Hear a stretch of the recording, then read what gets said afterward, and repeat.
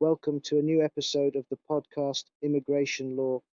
I am Attorney Fabio Loscerbo, and today we will discuss a very important judgment for anyone applying for an Italian entry visa who has been affected by an alert in the Schengen Information System, commonly known as SIS.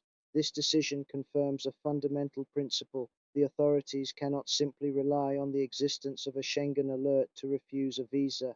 They must explain the specific reasons for the refusal and fully guarantee the applicant's right of defense. Today's episode focuses on a judgment of the Regional Administrative Court for Lazio, 5th Quater Section, published on June 9, 2026, judgment number 10,641 of the Register of Judgments delivered in General Register case number 13541 of 2025.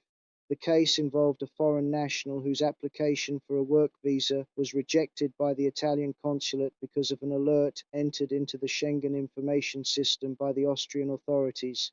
However, after the refusal, Austria removed the alert. Despite this, the consulate refused to reconsider the visa application. The court upheld the appeal, relying on the case law of the Court of Justice of the European Union. According to the judges, when a visa is refused because of an SIS alert issued by another member state, the Italian authorities must clearly identify which member state raised the objection and specify the exact reason for the refusal. Only in this way can the applicant understand the grounds for the decision and effectively exercise the right to challenge it.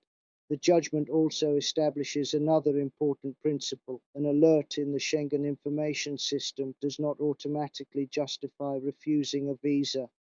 The authorities must conduct a genuine assessment of the individual case, verify the applicant's circumstances, and, where necessary, communicate with the member state that issued the alert.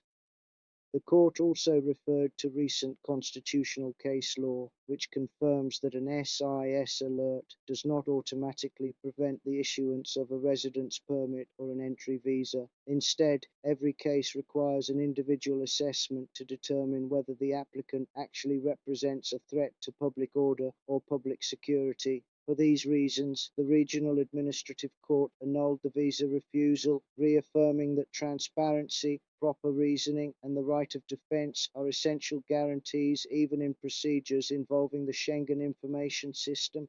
I am Attorney Fabio Loscerbo. Thank you for listening to this episode of the Immigration Law Podcast. I look forward to welcoming you to the next episode, where we will continue exploring the latest developments in immigration law and case law.